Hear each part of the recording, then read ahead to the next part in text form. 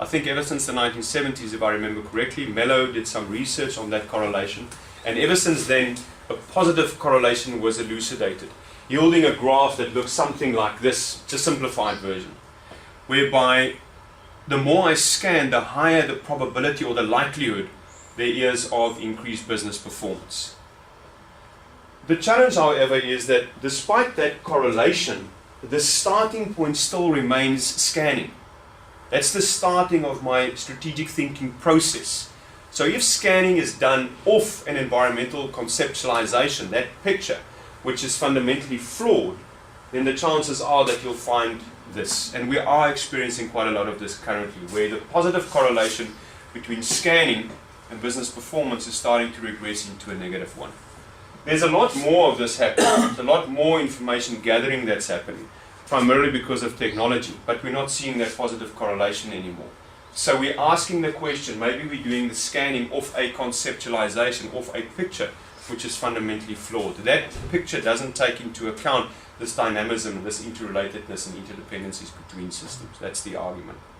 So what we're looking for in the 21st century is a scanning approach, methodology, process, and primarily some sort of a conceptualization that embeds that complexity, that can give us something to work with and can assist organizations to manage both organization and environment in the 21st century better.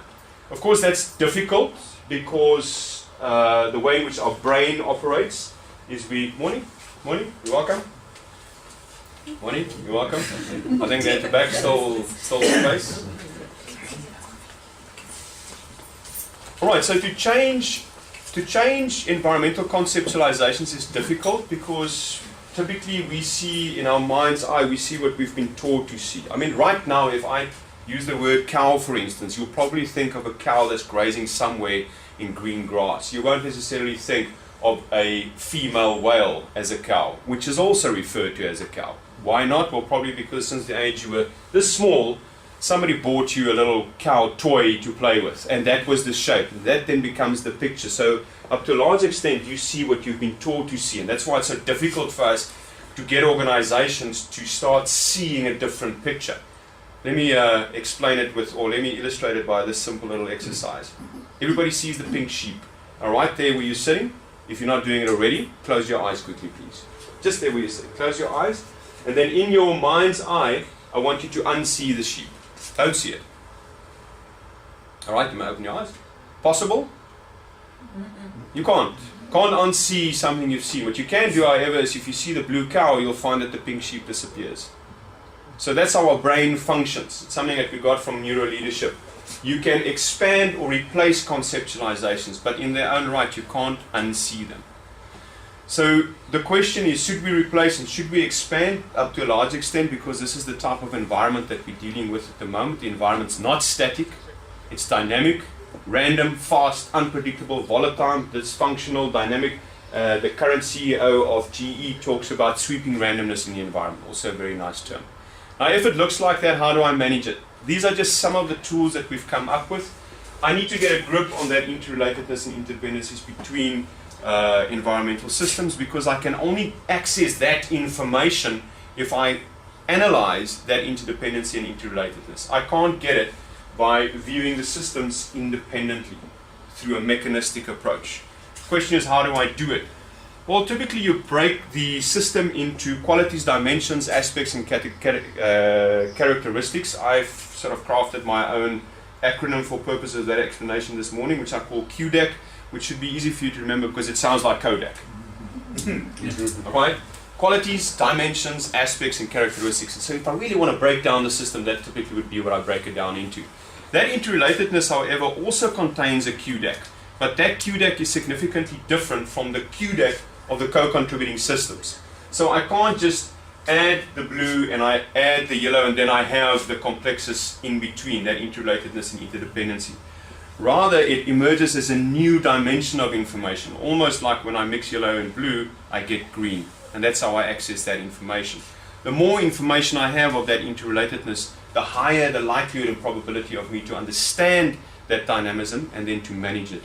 If I have to make it practical, taking something like a government and a labor system, you look at the levels of involvement between those two. If they're not on the same level, you will have a distinct emergence of information between them, and that is normally a function of the change forces of the different levels of involvement between these two institutions. That will give me the content of that complexity.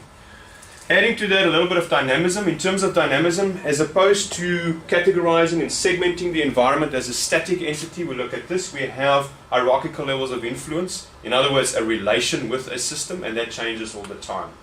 You might find that at a particular point in time you have a high level of influence over your buyer, which will deem that relation transactional. And then at times that buyer moves away from you. Like last year you had the example with Woolworths, that you had customers that weren't happy with what they did in terms of the employment equity in the organization, so they decided, I'm not going to shop at Woolworths anymore. They then move in terms of the environment into a contextual space where I have lower levels of influence or control over them. Marikana would be another example. Western Cape farm strikes would be another example. Now what happens there is, whilst organizations stand in a transactional relation to systems, Porter will tell you that in this is your competitive environment, and there's my buyer, my suppliers, substitute products, government, labor, they all sit here, which is a good starting point. The challenge, however, is when an organization stands in a contextual relation to such a system, it effectively means that my levels of control over that system changes. So for me to manage it more appropriately, I need to change my approach. If I can make it very simple, when we started this morning, I referred to my 13-year-old son and the challenge I have to have an audience in him as a person. Well, my 9-year-old daughter is considerably different. She's very much transactional. So if we want to go away for the weekend, it's very, very easy. Daddy is still my hero. She's very close to me. The hormones hasn't kicked in yet. We have a lovely relationship. So I have a certain relationship with her which is transactional, high level of influence. If I want to go away for the weekend, however, my son would sit there. He's contextual. My approach needs to be totally different. I need to lure him into some way or another to get him to also join us on the weekend. Now, as much as that is something that is current, I believe, in every household, it's also the same between organizations and their buyers or their suppliers. So that relation is dynamic. Now, what does that mean from a strategic thinking point? Well, it means that you need to change your strategic thinking, because strategy in essence is a juncture between operational, environmental opportunities and threats, and organizational capability. So I have what I can do here, and I have opportunities that I can make use of there. The decision sits there. Now what needs to change though is, with my transactional environmental factors, buyers, suppliers, etc., I'll build strong relations. And in terms of my contextual factors, I need to be more flexible. The challenge now is, if I have a transactional relation with a system and it moves into a contextual space, I need to change my approach. It's interesting in the work that we've done in the Marikana case that part of the reason why that system is disintegrating so much is the business's inability or challenge to change their strategic approach. They still want to deal with labor as if it sits there, but labor in the Marikana case has evolved so far it now sits in a contextual space, and it's very difficult for organizations to deal with that dynamism. Very quickly, this is just an example. So when you start to look at different conceptualizations, is to throw the textbooks away. When you're going to scan the environment, you draw pictures of your own environment, because not all systems are relevant to your organization. We find sometimes when we work with companies, they now need to do a PESTEL, and something like legislation won't impact on them at all, but they still grind what is there in legislation that might possibly have an impact. If it's not relevant to you, then don't do it.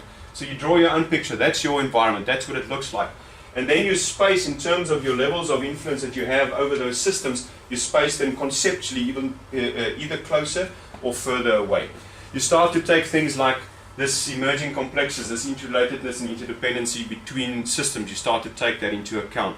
Organizations have different filters, viewing filters. So we color code those filters. Not everybody sees the same thing. I'll put this glass of water down there in the middle. You'll see it half full. I'll see it half empty. That's our worldview. We look at exactly the same reality, but we see two total opposites of that. So to color code that those different worldviews from an organizational perspective. Build that phenomenon of dynamism into managing the environment, which has a radical impact on my strategic thinking mode, as I just explained. Also taking the levels of involvement into account between business and the system. Remember, and it's not important now to go into the detail what it means, but let me just say this. If you as an organization scan, and you're scanning from a level 6, but labor operates on a level 3, you're never going to understand what labor is all about. And labor equally will never understand what you are all about. Your worldviews will just right from the start move past one another. So the idea would be to color code that so you can actually access that information and also look at the different levels of involvement between different environmental systems. I'm slightly behind time, Ferdi. Are you dead set on we have to be finished at 8:15? Is there anybody that needs to rush off? Okay, my apologies if that's okay, but I just want to take a bit of the time pressure off me and hence the question. Okay, so that's the environment. So it's random, it's radical, it's fast, it's moving, it's doing all sorts of things. Now, what does it mean for my organizational structure? Because that's where the flexibility comes into play. Again, we need to have an assumption that we question. And in this case, the assumption that I question is as follows. Does structure need to follow strategy? Now, this is my logical claim. If our former conceptualization was based on a mechanistic approach, in other words, those old scanning frameworks that I showed you, it stands to argue that your thinking in terms of the relation between strategy and structure will follow the same logic, that temporal displacement I spoke about. If you still view the environment as static, then you're not going to be able to have a different way of thinking about strategy and structure. If, however, today, as you're sitting here, you're willing to tolerate the idea that, okay, maybe our conceptualization of the environment is a little bit archaic and old and mechanistic. If you're willing to tolerate that thought, then you should also be willing to tolerate the idea that maybe structure doesn't always follow strategy.